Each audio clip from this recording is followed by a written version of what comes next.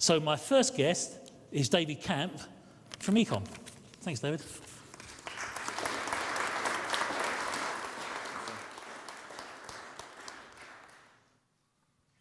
Good afternoon. Most of you, I'm sure, are familiar with Pine and Gilmore's work on the experience economy. I mean, the premise is that increasing customer experiences increases values and creates the highest values. The common example is the coffee bean. The commodity is the coffee bean. You turn that into coffee granules, that becomes goods which you pay a bit more for.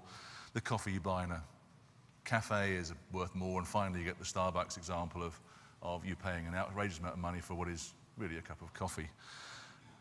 The price increases as it moves up the chain, the value increases, but the key thing about the experiences economy is actually the experience. It's about the people that experience it rather than the experience itself. Because if the people don't get the experience, then fundamentally, no matter how good you think your experience is, if the people don't get it and they don't understand it, it isn't a value creation. I'm sure many of us have got fond memories of visiting museums or theme parks or zoos as kids. Often it's the people that you're with that are as much of the memory as what you saw or what you did, and it's about that. People want to be around other people. That's the most important point. It's why restaurants put the first customers at the front of the restaurant. It's why shops and cinemas love queues. You see the guest greeters at Abercrombie & Fitch and the Disney stores. We want interaction with other people, with other guests, and with staff. To give you an idea of the impact of value creation, this is some figures or some data that Tony Sefton of Vision XF did, looking at a UK attraction. Now, it was a small UK attraction, 28 staff, didn't have a huge amount of money to invest in creating an improved offer. Didn't have much to expend on capital. What they did want to do, though, is know how they could increase their experience. They looked at their staffing, and they realized that only 4 of those 28 staff were actually involved in customer-facing activities. So they looked at who among the staff they could reallocate and rework and reposition to become more outward-facing. They doubled the number of people that were actually interacting with the guests. The impact was that with minimal capital expenditure, with minimal operating expenditure changes, no new staff, they increased dwell time by 1.5 hours. The spend per head went up by 30%. They had a 20% point increase in visitor enjoyment and almost a 30% in visitor for money, value for money satisfaction rating, just because of better experience for the guests coming through the door with the same product.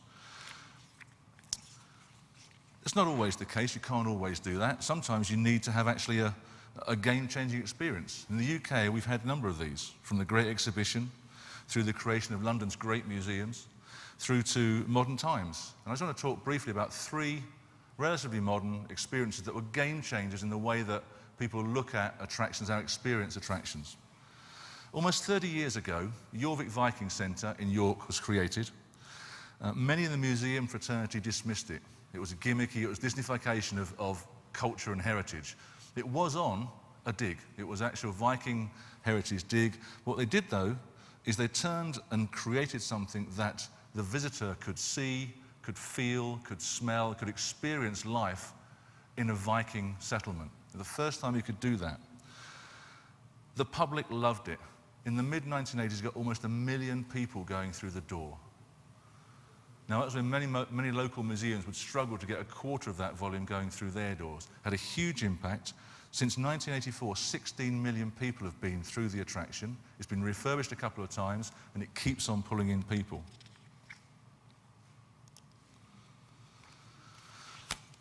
In March 2000, the London Eye opened. It changed the face of London's tourism completely. Not only was it a stunning design, it provided a unique visitor experience. There were observation attractions all around the world, but this provided something special and unique in a great city. 3.75 million people a year go up it.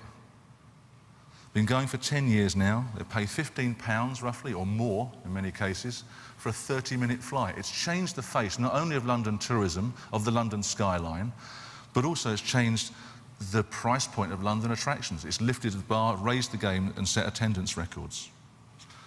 Another game changer was down in Cornwall. The Eden Centre opened in 2001.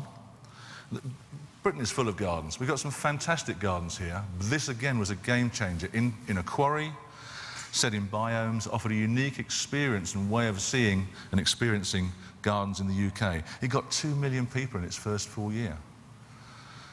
Over 10 years, 13 million people have been, and it generates £100 million a year for the regional economy. It's a massive impact from one attraction throughout that economy for all sorts of tourism and related businesses in the region.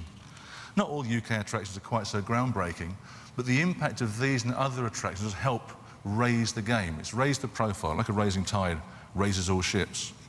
And what we've seen is that over the past few years, when we look at the performance and the attendance at UK visitor attractions, it's defied the economy.